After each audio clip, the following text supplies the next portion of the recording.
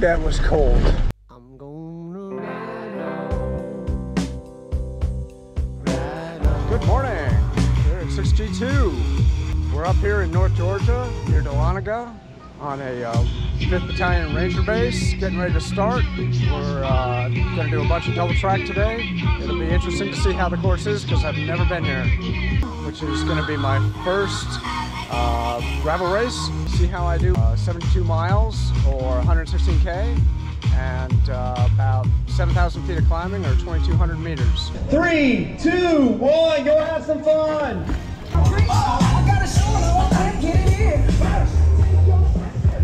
And the adventure begins. Going across the bridge, past the Hilo landing site, and into the woods. We've started off going around the ranger base on some of their double track and heading to the first major hill. As I mentioned, this was literally the first gravel race I've ever done. And the organizers explicitly ask if you are up for the challenge. And I can tell you that this was a huge challenge for me from a technical standpoint and a learning standpoint. Up to this point, the only gravel that I've done is some flat tracks out at a local mountain bike park and a little bit at Dirty Pecan. Here I had to learn very quickly how to navigate through large loose rocks and rain gullies while ascending and descending, and we'll talk more about this later.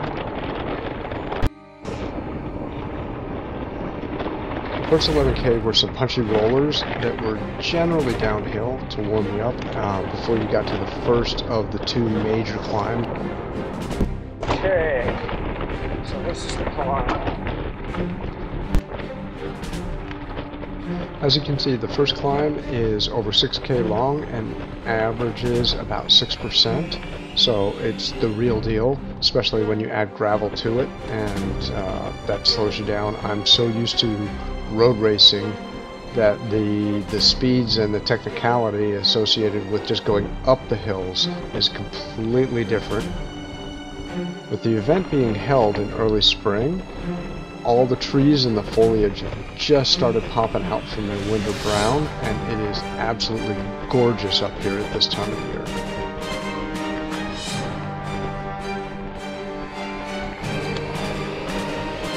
It took me about 29 minutes to complete the climb at an average of about 3 watts a kilo.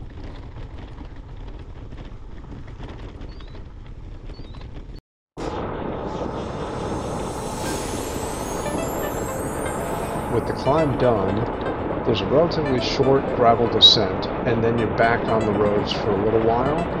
The descent isn't all that technical, either on the road or in the gravel.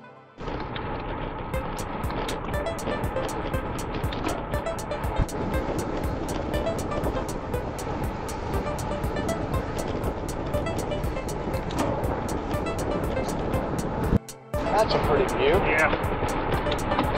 I do like coming up here. Oh yeah, I love that. One thing that I've learned from coming up to these North Georgia roads is that on the weekends, you will be sharing them with other enthusiasts.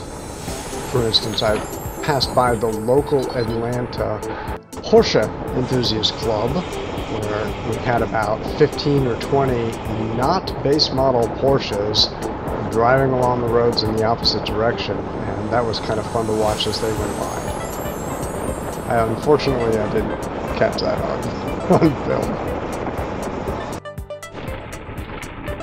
With the first road section done, I'm back onto gravel and heading towards rest stop 3, which is going to be my first rest stop.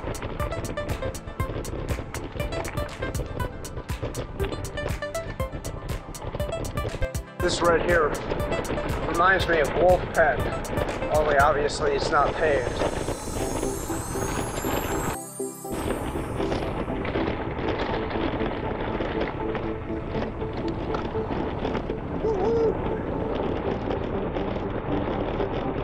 Okay, rest stop 3, which is my first stop. About 48K in, give or take. Ride's going pretty good so far.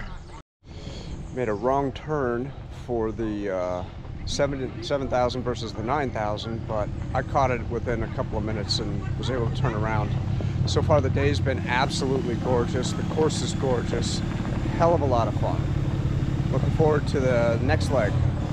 After leaving the rest stop, we've got another short climb up to the top of the hill, and then it's like 20K bumpy rolling downhill into the valley again. And it's beautiful scenes the whole way and a lot of fun. There's a very pretty lake.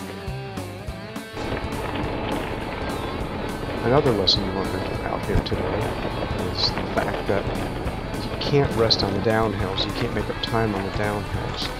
In most instances on this course at least, the downhills were choppy and bumpy enough that you spent much of the time either standing above the saddle or pedaling to pick up speed again. And it looks like we're on our second piece of pavement.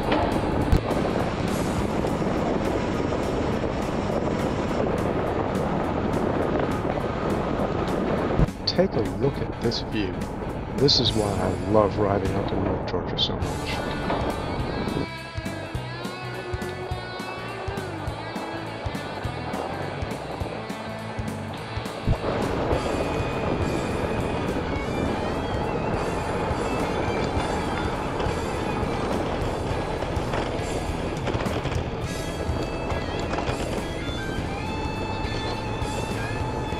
And we're back on gravel.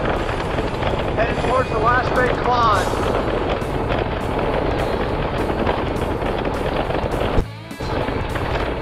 Okay, we're getting near the big climb. I just took some kind of double espresso gel thing. And man, did that taste awful. But it's got a crap ton of caffeine in it. So hopefully it'll help me make it up the hill. Okay, last hill. 10K, 3.6%, how hard can it be, right?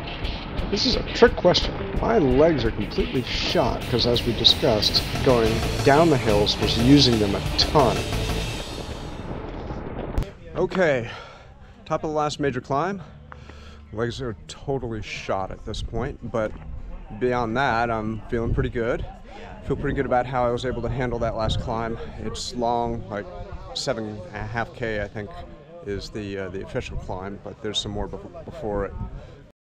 So now all we got is like the last 20K to go, of which I think the major portion of it is downhill, so I'm definitely looking forward to that part. So far, day again has been absolutely gorgeous. Beautiful trails to be riding on. Just loving life. So what I didn't know is that this descent is known as Winding Stair. It's about 8%, and it's so rough that there's even warnings on Redwood GPS. I don't have really much of any footage of it because my hands were gripping the handlebars so tight trying to keep the bike vertical around all the potholes and everything else. This section here, I think, is actually the easiest that it got on the descent and is very late in the descent. After surviving the descent, you've got about 11K of all gravel back to the finish line, most of which were on trails that you used on the way out to start the course. It's a series of rollers that slowly work you back uphill a little bit to get to the actual base itself. I would like to thank the GoPro's stabilization software because it is doing a magnificent job of leveling and cleaning this video up. It was so bumpy in this section.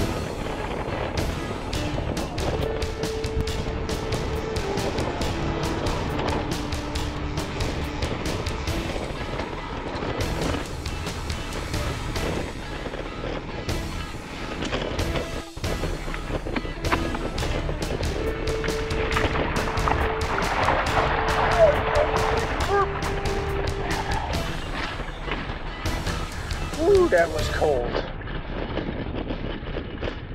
Right, 6G2 in the bag. I was so oxygen deprived that I actually didn't get the finish.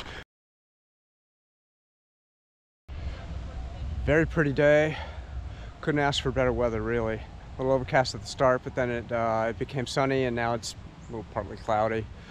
Course was nice. Downhills were very technical. You could not make up any time on the downhills at all on this course, for at least my skill level. I mean, who knows? Maybe if I were to do it a few times more, I'd get more used to it. But I did have a great time. Enjoyed it very much. I think this could truly be called a baptism by fire for the gravel racing, since this was no easy course. But again, had a great time. If you're looking for a challenge, this is definitely a challenge. Would recommend it for that.